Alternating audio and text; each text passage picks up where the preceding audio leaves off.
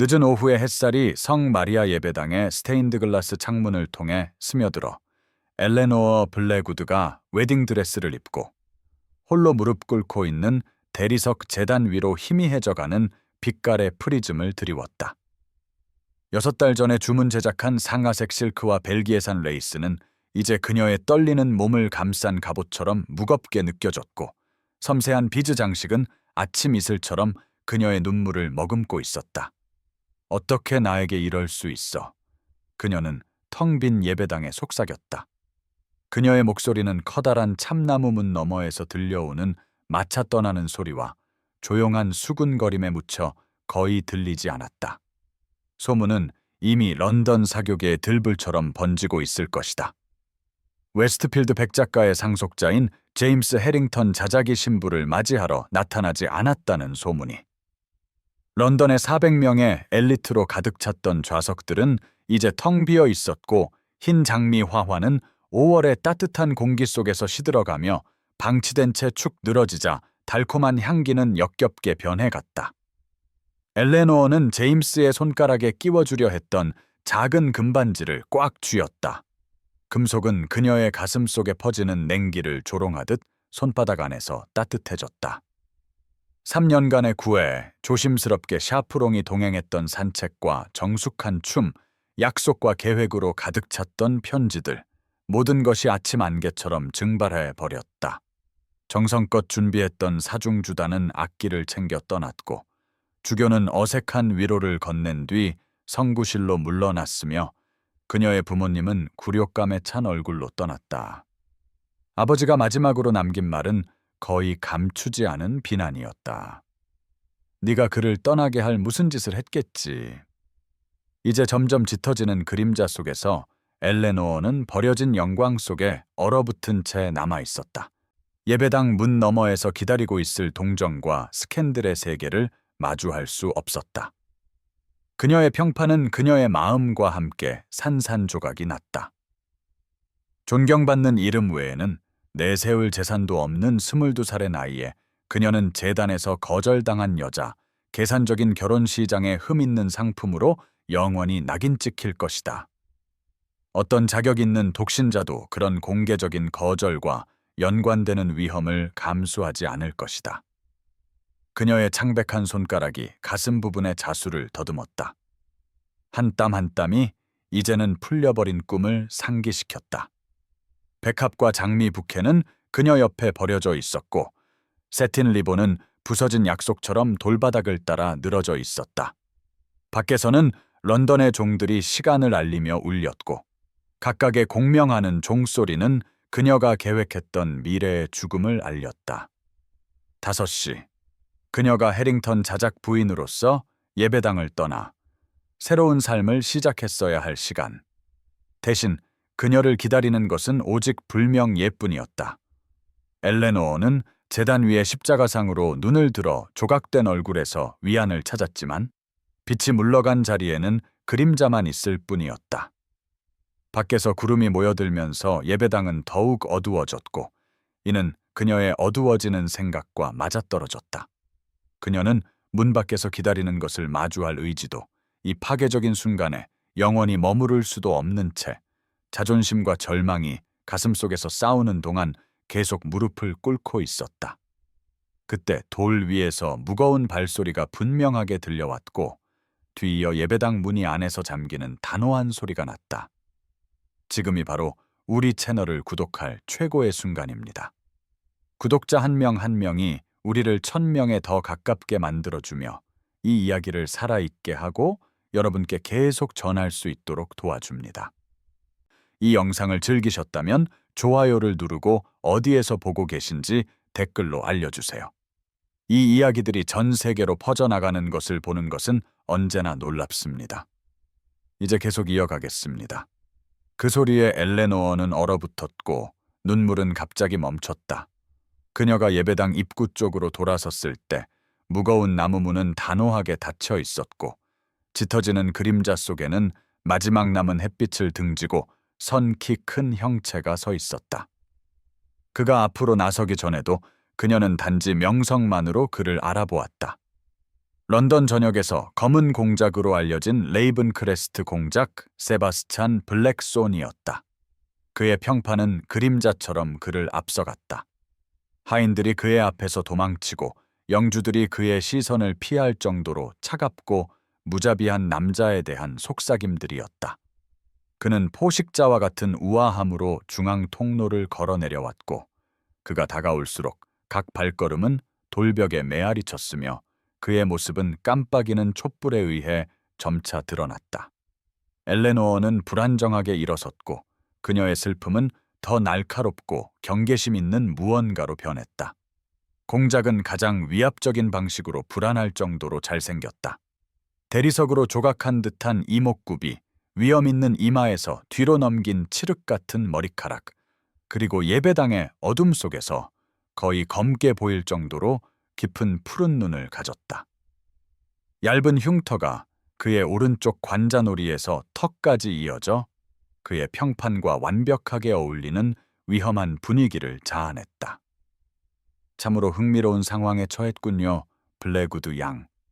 그의 목소리는 놀랍도록 부드러우면서도 성스러운 공간에 울려 퍼졌다. 버림받은 신부와 모두가 두려워하는 남자, 둘이서 신의 집에 있다니. 엘레노어는 가장 가까운 좌석의 등받이를 움켜쥐었다. 그녀의 취약함을 그리고 그녀의 처지를 잔인하게 상기시키는 웨딩드레스를 절실히 의식했다. 그녀는 3년 전 공작이 해외에서 돌아온 이후로 그에 대한 수많은 이야기를 들었다. 그가 형의 의문의 죽음 이후 자귀를 계승한 이야기, 그의 젊은 아내가 의심스러운 상황에서 죽은 이야기, 심지어 섭정 왕자조차 궁중 행사에서 그를 멀리한다는 이야기까지. 그러나 완벽하게 재단된 검은 코트처럼 그에게 달라붙어 있는 위협적인 분위기에도 불구하고 엘레노어는 예상치 못한 두려움의 부재를 느꼈다. 마치 성역이 예배당 벽을 넘어 이 위험한 남자에게까지 확장된 것 같았다. 공작은 그녀의 얼굴에서 시선을 떼지 않은 채 천천히 제단을 맴돌며 그녀가 이름 모를 이유로 심장을 뛰게 만드는 강렬함으로 그녀를 살폈다. 그의 장갑 낀 손이 제단 난간을 따라 움직였고 가죽이 광택나는 나무에 속삭이며 그는 한 바퀴를 돌아 그녀에게서 팔 하나 길이만큼 떨어진 곳에 섰다. 엘레노어는 눈물 젖은 뺨과 흐트러진 모습에도 불구하고 움츠러들기를 거부하며 턱을 치켜들었다. 그때 공작의 표정에 무언가 스쳐 지나갔다. 인가라고 하기엔 부족하지만 아마도 인식 같은 것. 마치 그가 질문을 던졌고 예상치 못한 대답을 받은 것 같았다. 스테인드 글라스 창문에 비가 부딪히기 시작했고 그들을 기묘한 고립 속에 더욱 가두며 런던 사교계와 그 잔인한 평가로부터 분리된 세계를 만들었다. 예배당은 어둠 속에서 친밀해졌고 그들 사이의 공간은 말없는 가능성으로 가득 찼다. 어머니들이 말을 듣지 않는 아이들을 겁주는 데 이름을 사용하는 남자와 단둘이 있는 엘레노어는 겁에 질렸어야 했다. 그러나 그녀의 불안감 아래에는 공작이 많은 위험을 상징할지라도 신체적 해악은 그 중에 없다는 기묘한 확신이 피어났다. 그는 의도적으로 천천히 장갑을 벗었고 손가락 마디에 화상 자국으로 보이는 것이 있는 강한 손을 드러냈다. 그리고는 그녀에게 손수건을 건넸다. 그의 무서운 평판과는 너무나 대조적인 이 제스처에 엘레노어는 의식적으로 움직이기로 결정하기도 전에 그것을 받아들고 있었다. 저녁이 깊어지면서 촛대 위의 촛불들이 흔들렸고 마지막 보랏빛 땅거미가 창문에서 사라지자 예배당은 깜빡이는 그림자들이 만드는 황금빛 안개 속에 잠겼다. 엘레노어는 건네받은 손수건으로 눈물을 닦았다. 고급 리넨에서는 샌달우드와 뚜렷하게 남성적인 향이 희미하게 풍겼다. 세바스찬 블랙손이 더 가까이 다가왔고 그의 큰 키는 그녀가 서 있는 제단 계단 위로 긴 그림자를 드리웠다. 오늘 해링턴이 나타나지 않은 이유를 알고 있어. 그의 목소리는 조심스럽게 휘두르는 무기처럼 낮고 절제되어 있었다. 당신 아버지는 파산 직전이요. 내일 서류가 제출될 것이고 자작은 이를 알고 당신과의 약속을 지키기보다 가문의 이익을 보호하기로 선택했지. 엘레노에어는 뺨이 화끈거리는 것을 느꼈다.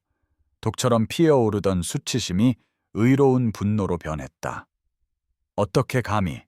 그녀는 웨딩드레스 주름 속에서 손을 꽉 쥐며 속삭였다. 이제 제 구력이 온 런던이 뜯어볼 상식이 되었단 말인가요? 상식은 아니요. 세바스찬이 그녀의 얼굴에서 눈을 떼지 않고 대답했다. 나는 다른 사람들이 모르는 것을 아는 것을 내 일로 삼지. 당신 아버지의 해운 회사는 지난달 대서양 폭풍으로 배 세 척을 잃었소. 보험도 없고 구제책도 없지. 완전한 파멸이요. 그는 포식자가 먹이를 평가하듯 그러나 악애 없이 천천히 그녀 주위를 맴돌기 시작했다. 오히려 그의 시선에는 더 계산적이고 심사숙고하는 무언가가 담겨 있었다. 엘레노어는 맥박이 뛰는 것에도 불구하고 그의 위압적인 존재감에 굴하지 않고 굳건히 섰다. 공작은 그녀 앞에 멈춰 섰다. 그녀가 그의 눈 속의 미묘한 심야의 푸른색 변화를, 촛불이 그 깊은 곳에서 작은 불꽃을 반사하는 것을 볼 수 있을 만큼 가까운 거리였다. 제안이 있소, 블랙우드 양. 그는 한 단어 한 단어를 정확하게 선택하고 전달하며 말했다. 대신 나와 결혼하시오. 오늘. 그러면 당신 가문의 빚은 해가 지기 전에 청산될 것이오. 엘레노어는 발밑의 바닥이 기울어지는 것 같았다. 그의 말은 너무나 예상 밖이어서 순간 슬픔이 그녀의 정신을 흩뜨려 놓은 것은 아닌지 의심했다. 그녀는 그의 얼굴에서 조롱이나 잔인함의 흔적을 찾았지만 오직 강렬한 진지함만 있을 뿐이었다. 왜 레이븐 크레스트 공작께서 저와 결혼하고 싶어 하시죠? 그녀는 느끼는 것보다 더 강한 목소리로 물었다. 그런 결합이 당신에게 어떤 이점을 가져다 줄 수 있단 말입니까? 세바스찬은 손을 뻗어 그녀를 만지지는 않았지만 그녀가 그 온기를 느낄 수 있을 만큼 얼굴 가까이 가져왔다. 그건 나만의 이유요, 블랙우드 양. 하지만 장담하건대 그 이유는 충분하오. 제안은 유효하지만 오직 이 순간, 이 장소에서만 가능하오. 동이 트면 당신 가족은 사회적으로 소멸할 것이오. 다음 주까지 당신 아버지는 채무자 감옥에 가게 될 거요. 그의 목소리는 아주 약간 부드러워지며 공작의 가면 아래 거의 인간적인 무언가를 드러냈다. 나는 안식처를 제안하는 것이요, 블랙우드 양, 체면, 그리고 보호를. 그들 사이에 그림자가 길어졌고 그 공간은 무섭고도 이상하게 매력적인 함의로 가득 찼다. 엘레노어는 자신이 완전한 파멸과 영국에서 가장 두려운 남자와의 거래 사이에 갈림길에 서 있다는 것을 갑자기 명확하게 깨달았다. 그녀의 버림받음을 목격했던 바로 그 예배당이 이제 그녀의 구원을 비록 가장 예상치 못한 형태로 목격하게 될지도 모른다는 아이러니를 그녀는 놓치지 않았다. 엘레노어는 작은 곁예배당, 즉 선격 안의 선격으로 물러났다. 그곳에서는 깜빡이는 봉헌초들이 고대 석조물 위에 떨리는 빛을 던지고 있었다. 대리석 성모상의 감시 아래 그녀는 좁은 공간을 서성였고 그녀의 웨딩드레스는 걸을 때마다 비난을 속삭이는 듯했다. 공작은 본당에서 기다리고 있었는데 그의 인내심은 어떤 압력보다도 더 불안하게 느껴졌다. 파멸이냐 구원이냐, 엘레노어는 씁쓸하게 생각했다. 이게 무슨 선택이란 말인가. 가족을 빈곤에서 구하고 아버지를 감옥에서 구하기 위해 그녀는 세바스찬 블랙손, 검은 공작에게 자신을 묶어야 했다.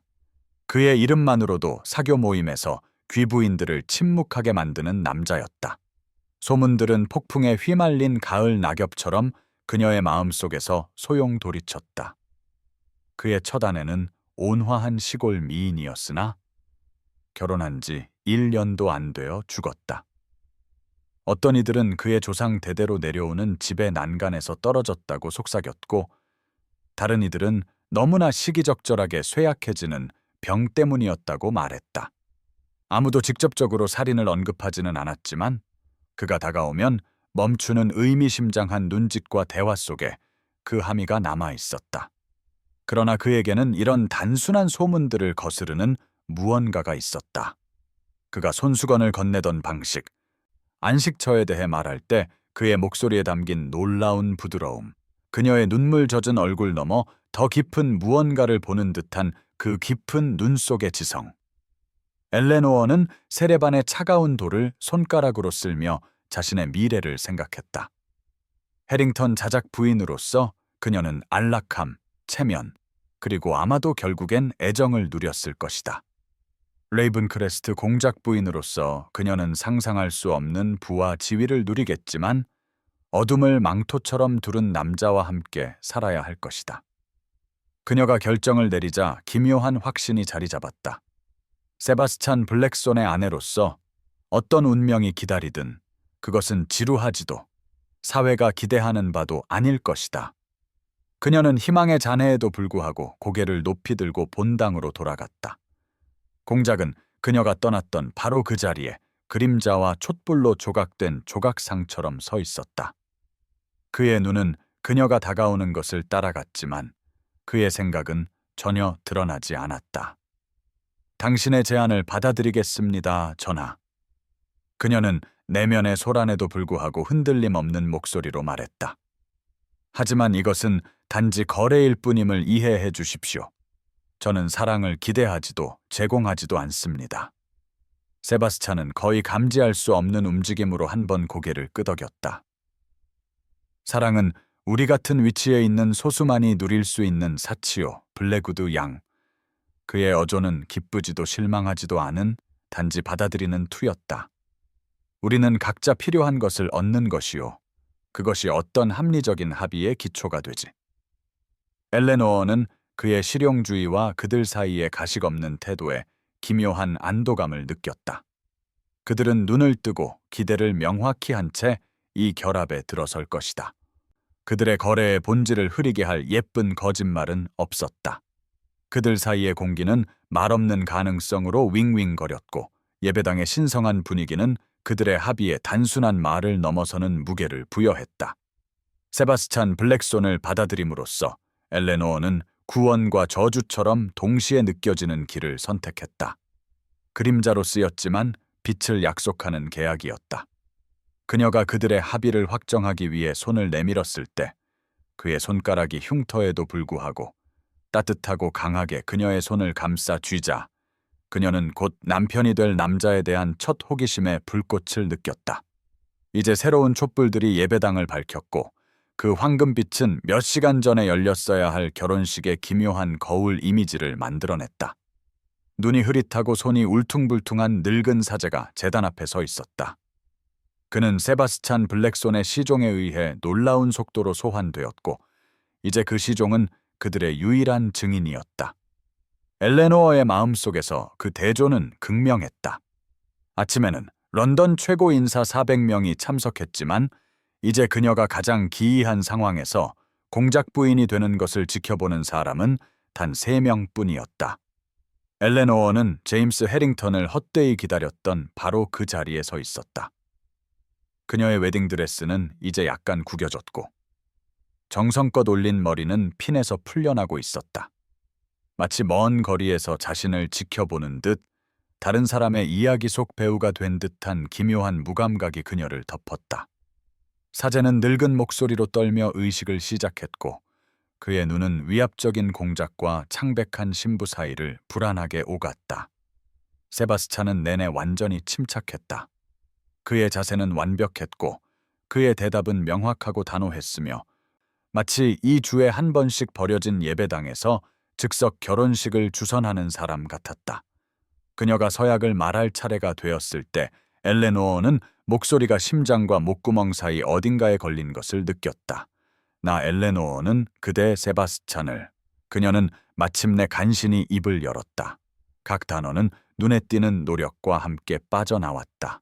나의 남편으로 맞아 오늘부터 영원히 함께 할 것을. 그녀가 신성한 약속을 이어갈 때 목소리가 떨렸다. 그 약속은 이제 런던에서 가장 용감한 심장조차 오싹하게 만드는 평판을 가진 사실상 낯선 사람에게 말해지고 있었다. 그가 그녀의 손을 잡았을 때 그의 손은 예산궤로 따뜻하고 강하고 안정적이었다. 흉터진 손가락 마디는 그녀가 아직 풀어야 할 미스터리를 상기시켰다. 이에 화답하여 세바스찬은 완벽한 절제력으로 서약을 말했고 그의 깊은 목소리는 그들의 성급한 합의와는 어울리지 않는 엄숙한 약속들로 예배당을 가득 채웠다. 그가 그녀의 손가락에 끼워준 금반지는 해링턴 자작이 그녀를 위해 준비했던 것이 아니었다. 이 반지는 더 무겁고 고풍스러워 보였으며 그녀가 알지 못하는 상징들이 새겨져 있었다. 그것은 마치 그녀의 손을 위해 특별히 제작된 것처럼 놀랍도록 쉽게 손가락에 들어갔다. 사제는 분명한 안도감과 함께 그들을 부부로 선포했다. 그는 이 이상한 의식을 끝내고 검은 공작의 면전에서 벗어나고 싶어 하는 것이 분명했다. 엘레노어는 그 순간의 초현실적인 분위기에 사로잡혀 마지막 축복을 거의 듣지 못했다. 자작 부인이 되리라는 기대로 시작했던 바로 그날이 이제는 강인한 군인들조차 비켜서는 존재감을 가진 남자와 결혼하여 공작 부인으로 변모하며 끝나고 있었다. 세바스찬이 그녀의 허리께에 가볍게 손을 얹고 통로를 걸어 내려갈 때 엘레노어는 그녀의 어깨 위에 새로운 현실의 무게가 내려앉는 것을 느꼈다. 레이븐크레스트 공작 부인, 한 번도 본 적 없는 영지의 여주인, 영국에서 가장 두려운 남자의 아내. 최고의 영광이었어야 할 칭호는 대신 금박을 입힌 새장처럼 느껴졌다. 비록 그녀가 가족을 파멸해서 구하기 위해 기꺼이 들어간 새장이었지만 그러나 그녀의 불안감 아래 예상치 못한 무언가가 깜빡이었다. 그녀를 그토록 단호하게 차지한 남자에 대한 호기심, 그리고 이제 그들 둘을 기다리는 삶에 대한 호기심이었다. 블랙손 저택은 유령처럼 어둠 속에서 나타났다. 그들의 마차가 연철 대문을 통과해 접근하자 고딕 양식의 첨탑과 포탑들이 밤하늘을 핥히는 듯했다. 달빛이 고대의 돌을 은빛으로 물들였고 빗물바디와 난간에서 내려다보는 가고일들을 비추었다. 그들의 기괴한 얼굴은 영원한 경계 속에서 얼어붙어 있었다. 엘레노어는 마차 창문 너머를 응시했다. 그녀의 결정이 가진 진정한 규모가 눈앞에 구체화되면서 심장이 갈비뼈에 부딪히며 쿵쾅거렸다. 레이븐크레스트 공작가의 조상 대대로 내려오는 저택은 언덕 비탈에 걸쳐 펼쳐져 있었고 창문들은 따뜻한 빛으로 빛나고 있었는데 이는 위압적인 외관과는 어울리지 않는 듯했다. 세바스찬은 그녀 맞은편에 앉아 얼굴이 반쯤 그림자에 가려진 채 그 헤아릴 수 없는 눈으로 그녀의 반응을 살피고 있었다. 마차는 넓은 돌계단 앞에서 멈춰 섰고 하인들은 마치 어둠 속에서 소환된 듯 나타나 문을 열고 숙련된 정밀함으로 계단을 내렸다. 세바스찬이 먼저 내린 후 엘레노어에게 손을 내밀어 도움을 주었다. 그녀가 새로운 집의 땅에 발을 디뎠을 때 그녀의 웨딩드레스는 달빛에 반짝였다. 웅장한 입구홀 안에서는 하인들이 대리석 바닥에 두 줄로 완벽하게 늘어서 있었다. 그들의 표정은 새로운 여주인을 보며 놀라움과 불안이 기묘하게 섞여 있었다. 결혼식은 분명 예상치 못했지만 집안은 놀라운 효율성으로 움직였다. 엘레노어는 그들의 호기심 어린 시선과 세바스찬이 그녀를 소개할 때 공중에 떠 있는 조용한 질문들을 느꼈다. 새 집에 온 것을 환영하오, 공작 부인. 그가 격식 있게 말했고 그의 목소리는 천장이 높은 공간에 울려 퍼졌다. 방을 준비해 두었소. 필요한 모든 것이 있을 것이오. 강철 회색 머리카락과 날카로운 눈을 가진 위엄 있는 가정부가 앞으로 나와 깊이 허리를 숙였다. 집사는 키가 크고 엄격했으며 마치 저택과 같은 돌로 조각된 듯한 얼굴을 하고 있었지만 그의 시선에 담긴 명백한 충격에도 불구하고 완벽한 예의를 갖추어 절했다. 엘레노어는 자신의 흐트러진 모습과 도착의 이례적인 상황을 의식하며 최대한의 우아함으로 그들에게 인사했다. 직원들이 각자의 임무로 흩어질 때 그녀는 세바스찬이 자신을 지켜보고 있는 것을 발견했다. 아무도 보지 않는다고 생각했을 때 그의 표정이 순간적으로 부드러워졌다. 그 방심한 순간의 취약함은 너무나 빨리 사라져 그녀가 상상했을 수도 있었지만 그것은 아직 탐험되지 않은 깊이의 약속처럼 그녀의 마음에 각인되어 남았다. 거대한 홀은 그들 앞에 펼쳐져 있었고 그림자 속으로 구부러져 올라가는 거대한 계단이 지배하고 있었다. 고대의 테피스트리들이 어두운 나무 판넬 벽을 장식하며 수세기 전의 전투와 사냥 장면을 묘사하고 있었다. 그러나 위압적인 웅장함 속에서 예상치 못한 아름다움의 손길이 나타났다. 신선한 꽃들이 크리스탈 화병을 가득 채우고 그 섬세한 향기가 공기를 부드럽게 했다. 거대한 벽난로에서는 불이 타오르며 대리석 바닥 위로 춤추는 빛을 던졌다. 침묵은 말없는 역사로 무겁게 느껴졌다. 마치 벽 자체가 여러 세대에 걸친 블랙손 가문의 비밀을 흡수한 것 같았다. 엘레노어는 세바스찬을 따라 계단을 올라갔다. 그녀의 웨딩드레스가 고대의 돌에 스치는 소리를 내며 한 걸음 한 걸음 그녀를 계획했던 삶에서 멀어져 런던이 다른 누구보다 두려워하는 남자와의 불확실한 미래로 이끌고 있었다. 엘레노어의 방은 3층 동쪽 동 전체를 차지하고 있었는데 너무나 광대하고 우아해서 하급 왕족이라도 묵을 수 있을 정도의 스위트룸이었다. 예기치 않은 공작 부인을 모시기 위해 급히 배정된 조용한 젊은 여인인 그녀의 하녀사라는 경건한 속삭임으로 그녀를 공간 곳곳으로 안내했다. 여튼 푸른색 실크 벽과 섬세한 프랑스 가구로 꾸며진 거실은 크림색과 금색으로 드리워진 거대한 캐노피 침대가 있는 침실로 이어졌다. 그 너머의 타르실에는 이미 그녀의 사이즈에 맞는 듯한 드레스들로 가득 찬 옷장들이 있었는데 엘레노어는 너무 지쳐서 그 미스터리를 생각할 겨를도 없었다. 달빛이 높은 창문으로 쏟아져 들어와 터키 카펫과 광택 나는 나무바닥 위로 긴 은빛 손가락을 들이웠고 이상하게 비인격적으로 느껴지는 호화로움을 비추었다. 마치 방들이 편안함보다는 깊은 인상을 주기 위해 디자인된 것 같았다. 사라가 그녀의 웨딩드레스를 최고급 론 소재의 나이트드레스로 갈아입는 것을 도와준 후 엘레노어는 피곤함에도 불구하고 잠을 이룰 수 없었다. 그녀는 자신의 새로운 영역을 돌아다니며 이제는 자신의 것이지만 완전히 낯설게 느껴지는 표면들을 손가락 끝으로 쓸었다. 창가에 놓인 작은 책상이 그녀의 주의를 끌었다. 서랍은 고급 종이와 필기구 외에는 비어 있었다. 책상 위에는 작은 은색 액자가 놓여 있었는데 마치 의도적으로 숨겼지만 치우지는 않은 것처럼 평상시의 시선에서 벗어나게 돌려져 있었다. 엘레노어는 호기심에 그것을 들어 올려 달빛 쪽으로 기울여 그 안에 담긴 작은 초상화를 더 잘 보았다. 그녀는 그 인물을 알아보고 그 자리에 얼어붙었다. 그림은 분명히 세바스찬을 묘사하고 있었지만 너무나 변해서 완전히 다른 사람이라고 믿었을지도 모를 정도였다. 이 젊은 세바스찬은 활짝 웃고 있었고 그의 눈은 기쁨과 장난기로 빛나고 있었으며 완벽한 얼굴에는 흉터 하나 없었고 그의 시선을 어둡게 하는 그림자도 없었다. 그는 초상화에서 아마 20살 정도로 보였고 머리는 더 길고 덜 엄격하게 스타일링 되어 있었으며 그의 전체적인 모습은 몇 시간 전에 그녀와 결혼한 남자와는 도저히 조화시킬 수 없는 태평한 행복을 발산하고 있었다. 엘레노어는 넋을 잃고 서서 이제 자신의 남편이 된 이 낯선 사람의 모든 세부 사항을 연구하며 어떤 대재앙이 이 웃는 젊은이를 두려운 검은 공작으로 변모시켰는지 궁금해했다.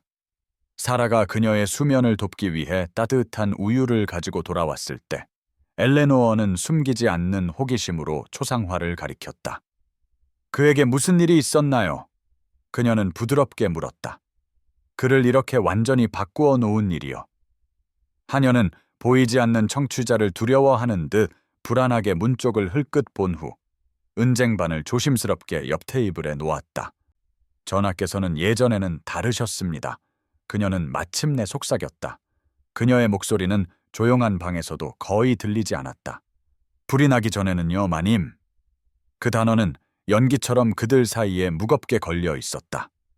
사라는 부드러운 질문에도 불구하고 더 이상 말하지 않았고 존경과 두려움이 섞인 깊은 절을 하며 물러났다. 혼자 남겨진 엘레노어는 초상화를 제자리에 돌려놓았고 그녀의 마음은 질문들로 가득 찼다. 그녀는 창가로 이동하여 달빛 비치는 블랙손 저택의 정원을 내다보았다. 그녀의 방과 그의 방을 가르는 잠긴 복도 너머 어딘가에서 세바스찬 뚜르사 자신의 비밀을 가까이 간직하고 있었다. 무엇이 그의 미소와 기쁨을 불태워버리고 지금 이 영역을 지배하는 절제되고 위험 있는 남자를 남겼을까? 그녀의 새 남편의 미스터리는 미로처럼 손짓했다. 아마도 위험하지만 거부할 수 없을 만큼 매력적이었다.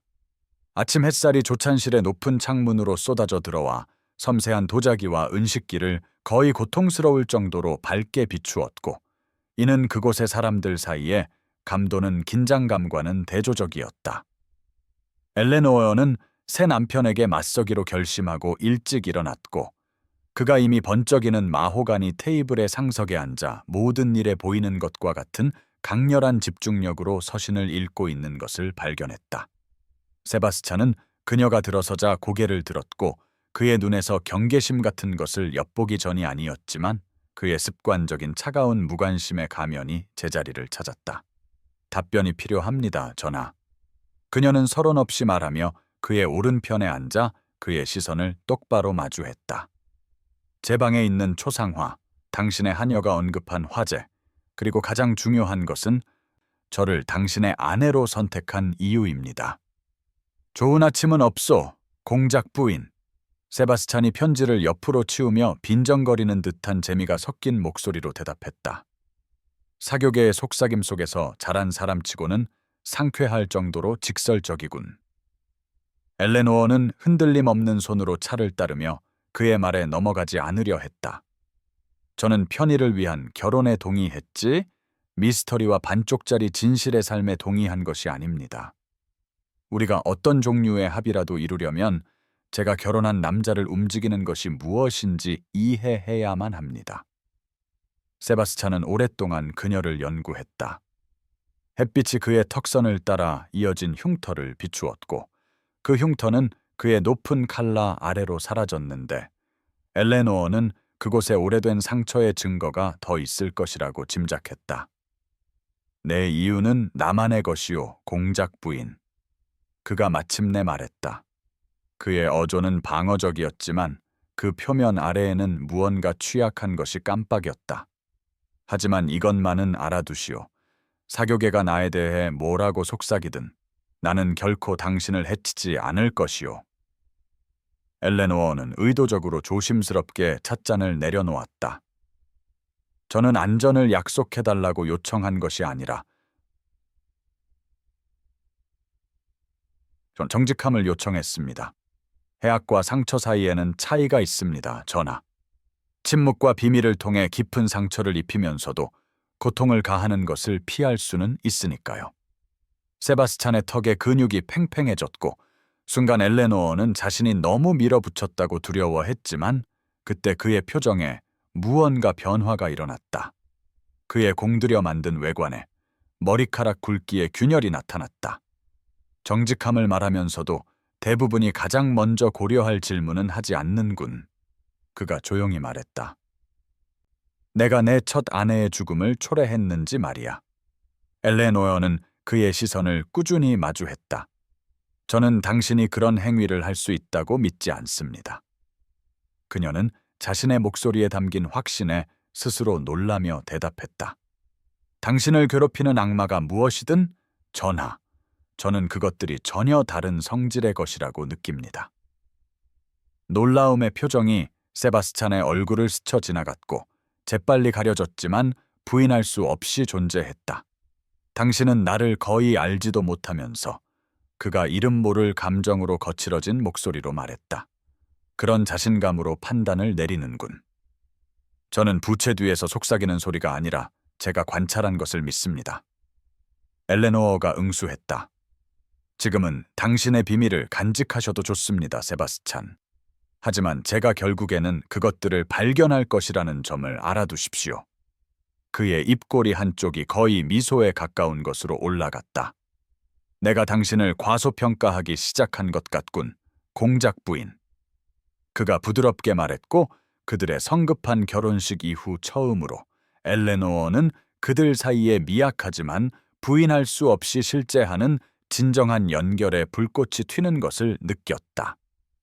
윈체스터 부인의 무도회장은 금박을 입힌 거울에 반사되는 수천 개의 촛불로 반짝였고, 런던 사교계의 정수들이 시즌의 첫 주요 행사를 위해 최고급 예복을 차려입고 모여 있었다.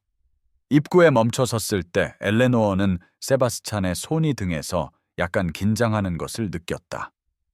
전령이 숨을 고르며 그들을 알리려 하고 있었다. 레이븐크레스트 공작 부인, 그녀는 그날 오후 거울 앞에서 이 새로운 정체성을 연습했지만 그 울림 있는 목소리로 선포되는 것을 듣자 등골이 오싹했다. 레이븐크레스트 공작과 공작 부인 전하. 전령이 외치자 윙윙거리던 대화가 주춤했고 수백 개의 눈이 그들을 향했다. 엘레노어는 고개를 들었다. 목에 장식된 블랙손 다이아몬드와 세바스찬이 하루도 안 되어 어떻게든 준비해준 짙은 남색 드레스를 갑자기 의식하게 되었다.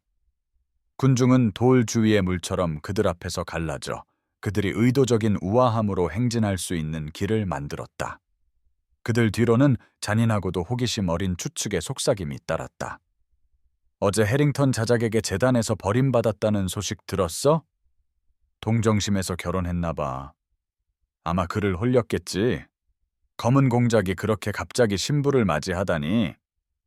무도회장 건너편에서 엘레노어는 충격으로 굳어진 익숙한 모습을 발견했다.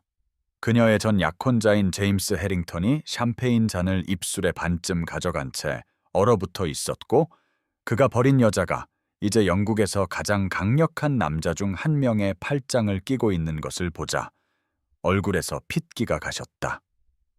세바스찬은 완벽한 예의로 그녀를 군중 속으로 안내했다.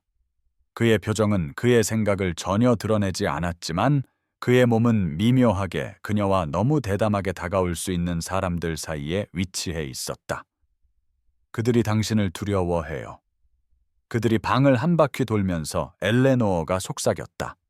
그들의 뒤에서 대화가 멎고 어머니들이 딸들을 더 가까이 끌어당기는 것을 보았다. 아니, 세바스찬이 조용히 정정했다. 그들은 자신들이 이해하지 못하는 것을 두려워하는 것이요. 의미심장하면서도 많은 것을 드러내는 차이였다. 윈체스터 부인이 단호한 쾌활함으로 다가왔다.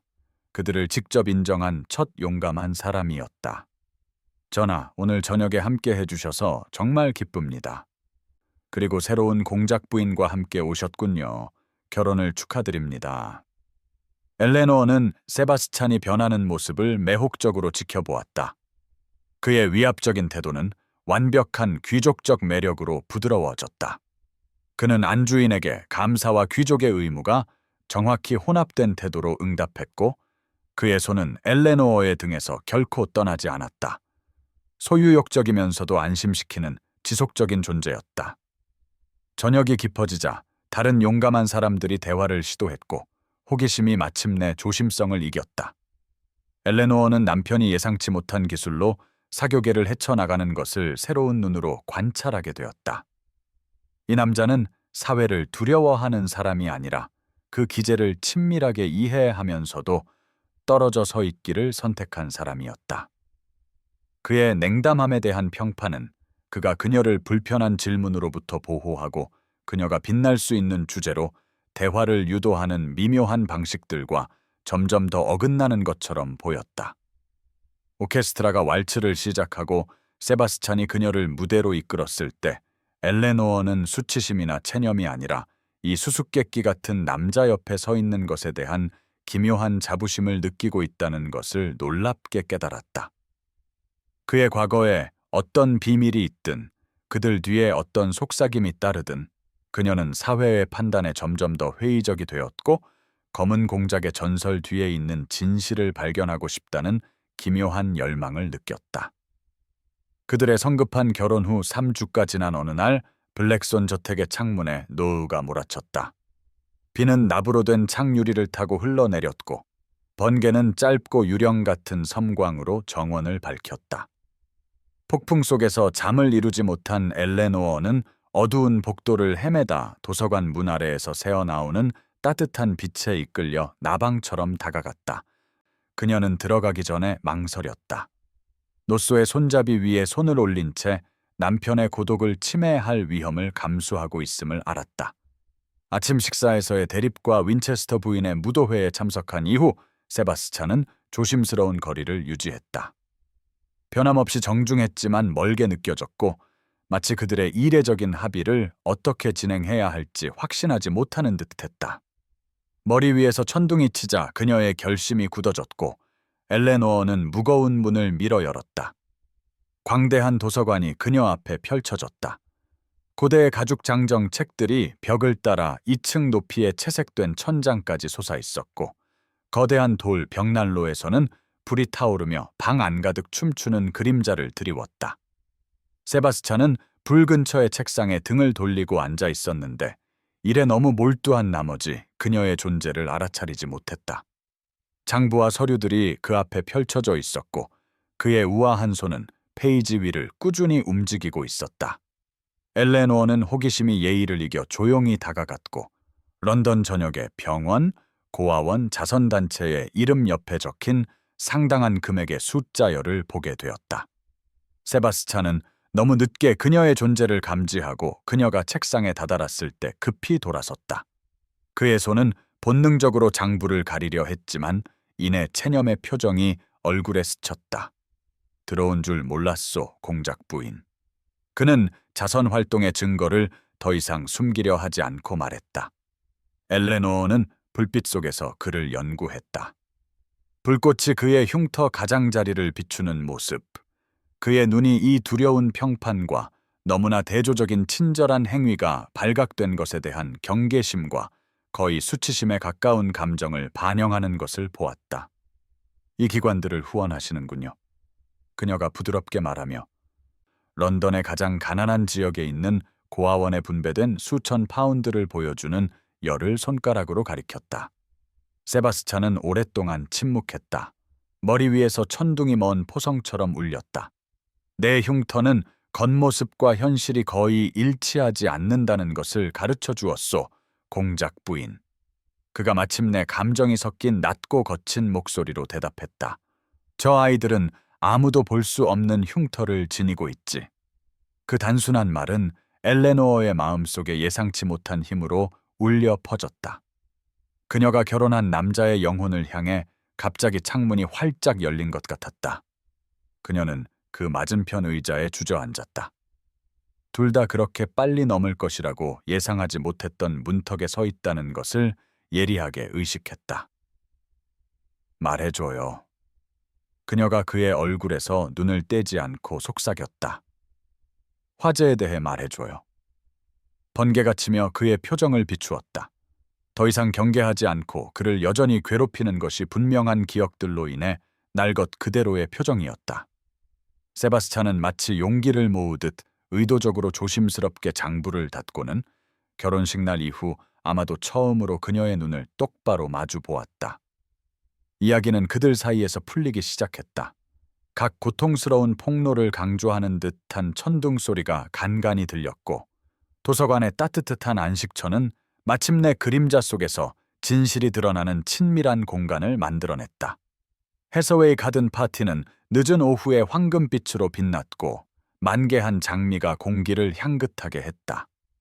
여름 옷차림의 귀부인들은 양산 아래 잘 가꿔진 길을 거닐었고 신사들은 차가운 샴페인을 마시며 정중한 담소를 나누었다.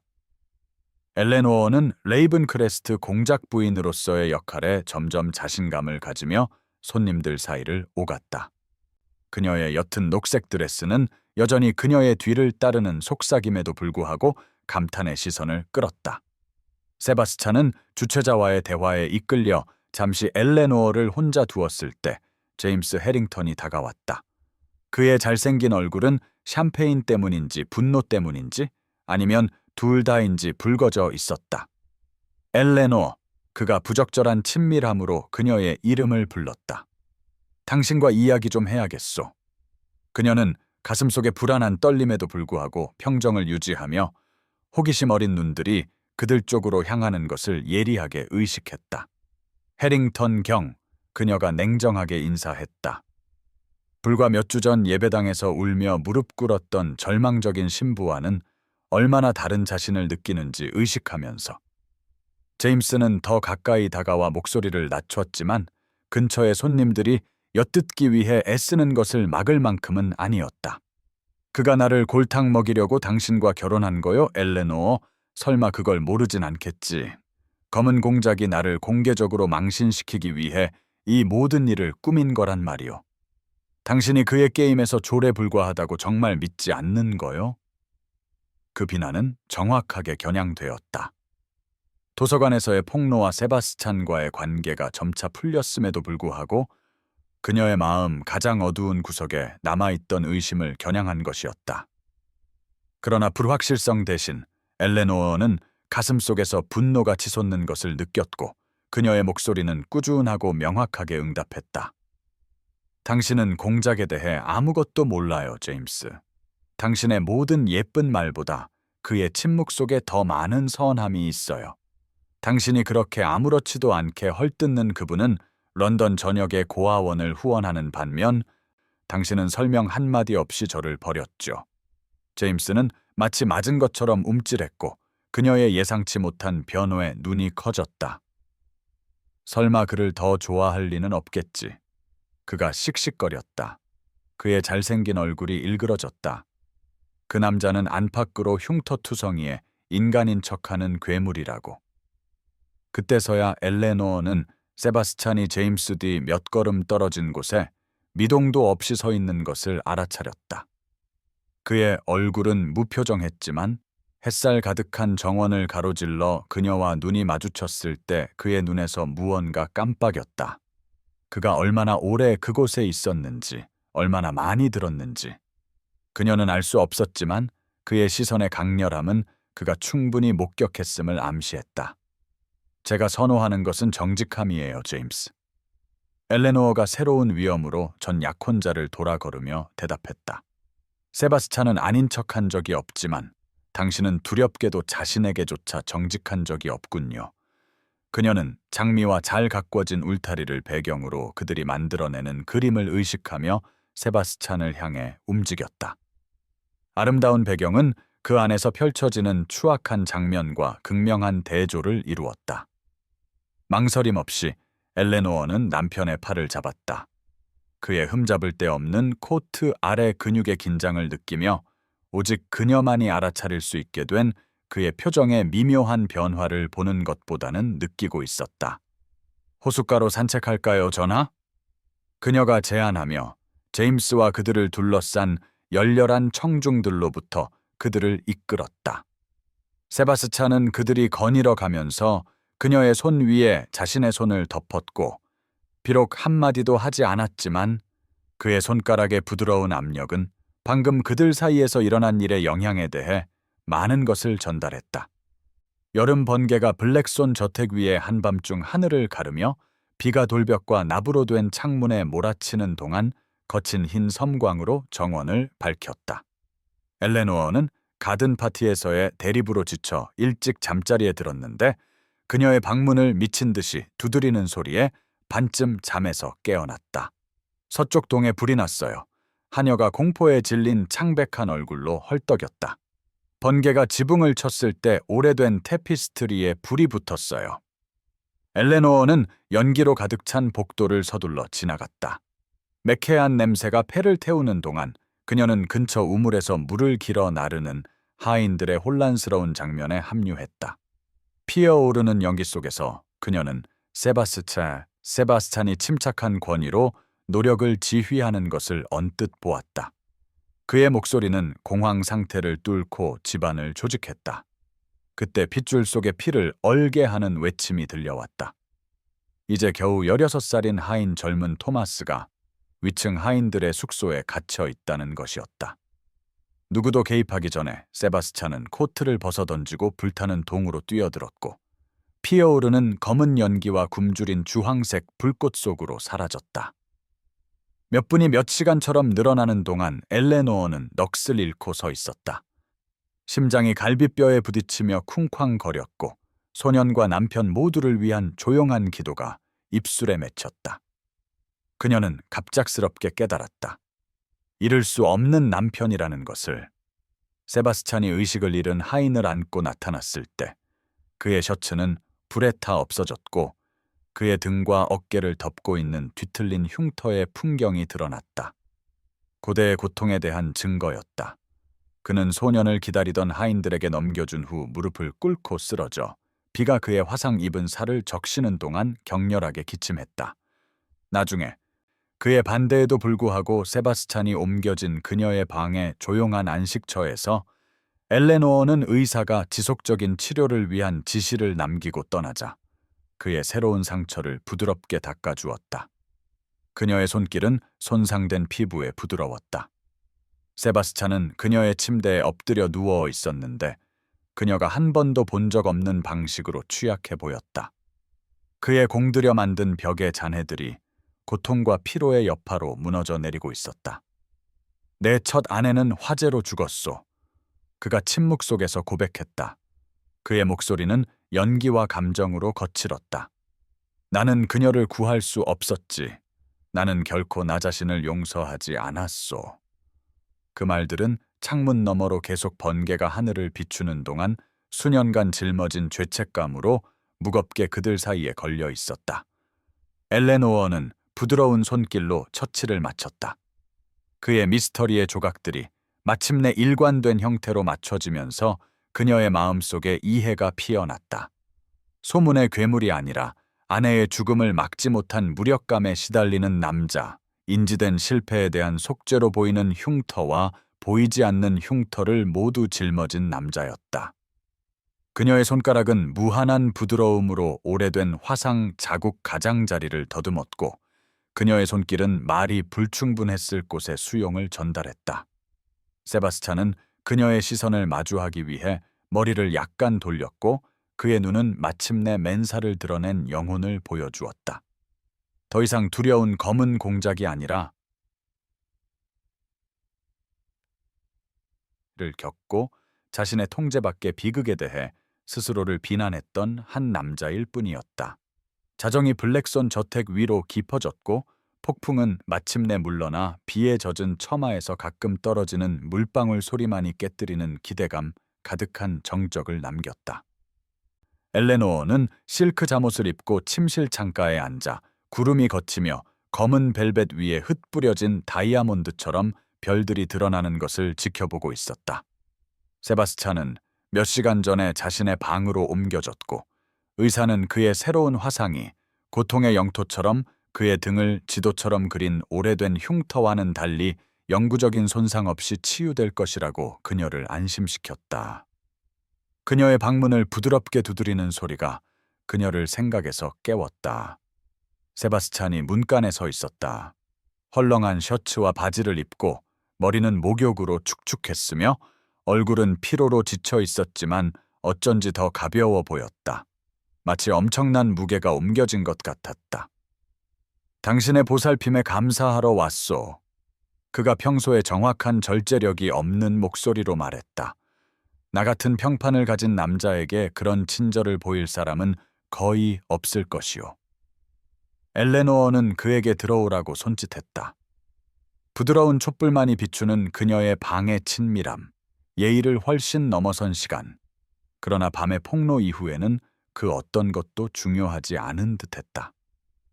당신은 도움이 필요했어요. 그녀가 간단히 말했다. 다른 모든 것은 부차적인 문제예요. 세바스찬은 여전히 고통스러운 남자의 조심스러운 걸음으로 그녀를 향해 움직여 이제 달빛이 갈라진 구름 사이로 쏟아져 들어오는 창가에 멈췄다. 나는 그날 밤에 대해 아무에게도 말하지 않았소. 그가 창틀에 손가락으로 패턴을 그리며 인정했다. 당신에게까지는. 우리 사이에 무언가 변했소, 엘레노어. 이름 붙일 수는 없지만 우리 발밑에 이 저택처럼 확실하게 그 존재를 느끼오. 엘레노어는 그 옆에 서기 위해 일어섰다. 그의 몸에서 발산되는 온기를 느낄 수 있을 만큼. 촛불이 더 이상 위협적으로 보이지 않고 단지 오랜 슬픔으로 지켜진 얼굴을 비추는 것을 볼 수 있을 만큼 가까웠다. 저도 느껴요. 그녀가 속삭였고 그녀 말의 진실은 그 강렬함에 스스로 놀랐다. 나중에 둘 중 누구도 누가 먼저 움직였는지 말할 수 없었다. 단지 그들 사이의 거리가 아침 해 앞의 안개처럼 자연스럽게 사라졌다라는 것뿐이었다. 세바스찬의 입술은 부드러운 망설임으로 그녀의 입술을 찾았고 그 망설임은 확신으로 피어났다. 그의 손은 마치 그녀가 헤아릴 수 없는 귀중한 존재인 양 그녀의 얼굴을 감쌌다. 키스는 깊어졌고 그들 사이의 벽은 더 이상 필요하지도 원하지도 않는 고대의 요새처럼 무너져 내렸다. 다시는 아무것도 느끼지 못할 거라고 생각했소. 그들이 마침내 떨어졌을 때 그가 고백했다. 그의 이마가 그녀의 이마에 닿았고 조용한 공간에서 숨결이 섞였다. 당신은 내가 오래전에 죽었다고 생각했던 무언가를 깨웠소. 엘레노어는 떨리는 손가락으로 그의 턱을 따라 이어진 흉터를 더듬었다. 두려운 검은 공작이 아니라 단지 세바스찬, 그의 공들여 만든 갑옷 아래에 깊은 감정과 심오한 명예를 지닌 한 남자를 보았다. 서두름과 절망 속에서 형성된 그들의 편의 결혼은 그 순간 둘 다 예상하지 못했던 무언가로 변모했다. 필요가 아닌 이해에 기반을 둔 연결, 사회의 기대나 판단을 넘어 서로의 진실을 보는 것에 기반을 둔 연결이었다. 세바스찬이 그녀를 다시 가까이 끌어당겼을 때 그의 키스는 더 깊고 더 확신에 차 있었고 엘레노어는 때때로 마음이 가장 예상치 못한 곳에서 진정한 안식처를 찾는다는 것을 깨달았다. 심지어 온 런던이 두려워하는 남자의 품 안에서조차도 말이다. 아침 햇살이 성 마리아 예배당의 스테인드 글라스 창문을 통해 쏟아져 들어와 한때 엘레노어가 버려진 절망 속에서 무릎 꿇었던 대리석 바닥 위로 무지개를 드리웠다. 그 운명적인 날 이후 6개월이 지났고 그녀는 버림받은 신부에서 소중한 아내로 변모했다. 그녀나 세바스찬 둘 다 예견할 수 없었던 여정이었다. 이제 그들은 제임스 해링턴 자작과 아멜리아 로스차일드 양의 결혼식의 하객으로 돌아왔다. 아멜리아는 미국인 상속녀로 그녀의 재산은 엘레노어의 소박한 매력이 실패했던 곳에서 성공한 듯했다. 세바스찬은 자리에 앉으면서 그녀의 손을 부드럽게 쥐었다. 그의 존재는 그녀 옆에서 꾸준하고 안심이 되었다. 그들의 귀환이 가진 아이러니는 그들 둘 다, 그리고 레이븐크레스트 공작과 공작 부인에게 호기심 어린 시선을 던지는 하객들에게도 잊히지 않았다. 그들의 이야기는 이제 런던 사교계의 낭만적인 영혼들 사이에서 가장 인기 있는 구원의 이야기가 되었다. 예식은 적절한 엄숙함 속에서 진행되다가 주교가 참석자 중 두 사람이 결혼해서는 안 될 정당한 이유를 아는 사람이 있는지 물었다. 제임스 해링턴은 아무래도 순탄한 결혼식을 즐길 운명이 아니었던 것 같다.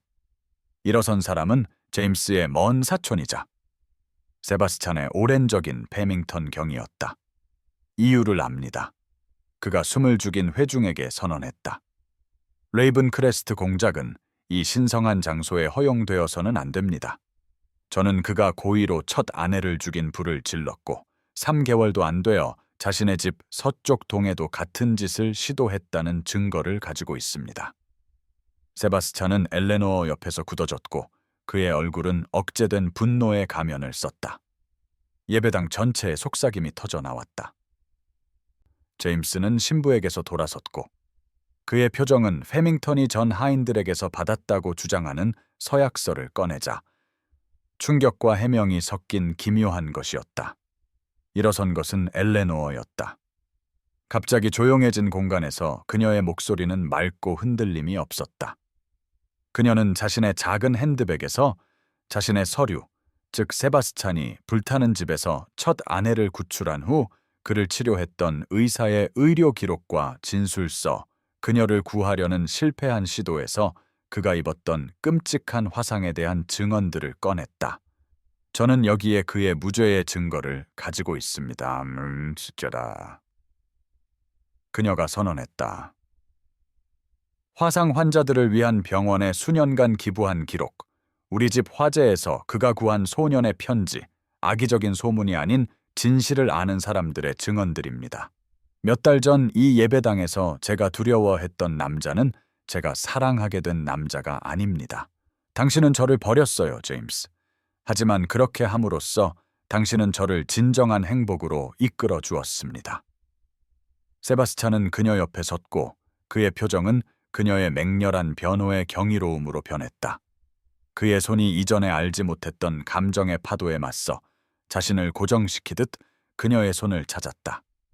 페밍턴의 비난은 엘레노어의 증거와 공작과 그의 공작 부인 사이에 명백한 헌신의 무게 아래 녹아내렸다. 회중은 전설 속의 두려운 검은 공작이 아니라 사랑에 의해 명예가 회복된 남자, 그의 흉터가 악의의 표시가 아닌 영웅의 훈장인 남자를 목격했다. 그들의 여정이 시작되었던 예배당을 떠나면서 엘레노어는 원이 그들 주위에서 닫히는 것을 느꼈다. 한 장이 끝나고 다른 장이 시작되는 것이었다. 이제 신성한 공간을 가득 채운 빛은 마침내 의심과 소문의 그림자를 몰아낸 진실의 반영인 듯했고 그들의 예상치 못했지만 심오한 연결의 확실성만을 남겼다. 봄 햇살이 블랙선 저택의 경내에 자리 잡은 작은 예배당의 스테인드 글라스 창문을 통해 쏟아져 들어와 모든 표면을 장식한 흰 장미와 백합 위로 춤추는 만화경 같은 색채로 아담한 공간을 물들였다. 세바스찬이 성 마리아 예배당에서 홀로 울고 있던 엘레노어를 발견한 지 꼭 1년이 되는 날, 그들은 성급하게 그들을 결혼시켰던 바로 그 늙은 사제 앞에 함께 섰다. 하지만 이번에는 절망이나 계산이 그들의 마음을 이끌지 않았다. 엘레노어는 빌린 웨딩드레스가 아니라 세바스찬이 숨김없는 애정으로 그녀를 내려다볼 때 빛을 반사하는 옅은 금색 실크 드레스를 입고 있었다. 그의 얼굴에 있는 흉터는 이제 수치심이 아닌 명예의 훈장이었다. 블랙손 저택의 직원들이 좌석을 가득 채웠다. 더 이상 주인을 두려워하지 않고 서로뿐만 아니라 고대 저택의 정신 자체를 변화시킨 부부를 보호하고 자랑스러워했다. 한때 그림자와 속삭임이 지배했던 곳에 이제는 웃음과 빛이 가득했고 서쪽동은 이전보다 더 강하게 재건되었다. 마치 그들 사이의 유대가 불에 의해 파괴되지 않고 오히려 단련된 것처럼. 세바스찬은 엘레노어의 손을 잡았다. 그의 목소리는 더 이상 의무감에서 읊는 것이 아니라 그의 마음 가장 깊은 곳에서 흘러나오는 서약을 말할 때 꾸준하고 명확했다. 내가 그 예배당 문을 잠갔을 때 나는 단지 당신에게 스캔들로부터의 탈출구를 제공하려 했을 뿐이요. 그가 부드럽게 말했다. 그 말은 그녀만을 위한 것이었지만 신성한 공간의 완벽한 음향 속에서 울려 퍼졌다. 나는 당신이 나를 내 스스로 만든 감옥에서 해방시켜 줄 것이라고는 상상도 못했소. 엘레노어는 자신의 약속으로 화답했다. 그녀의 호박색 눈은 그들의 첫 만남을 장식했던 슬픔이 아닌 기쁨의 눈물로 빛나고 있었다. 한때 필요에 의해 낯선 사람에게 자신을 맹세했던 그녀는 이제 모든 의미 있는 방식으로 아는 남자, 그의 강점과 취약점이 자신만큼이나 익숙한 남자에게 자신을 묶었다. 사제는 봄바람이 열린 창문을 통해 깨어나는 정원의 향기를 실어 나르는 동안 그들의 결합을 축복했다. 저택 자체가 마침내 고대의 유령들이 안식을 찾으면서 만족의 한숨을 내쉬는 듯했다. 그들이 팔짱을 끼고 통로를 걸어 내려올 때 하인들은 그들의 길에 장미 꼬집을 던졌고 엄숙한 가정부는 눈물을 흘리며 미소 지었고 엄격한 집사는 진정한 존경심으로 절했다.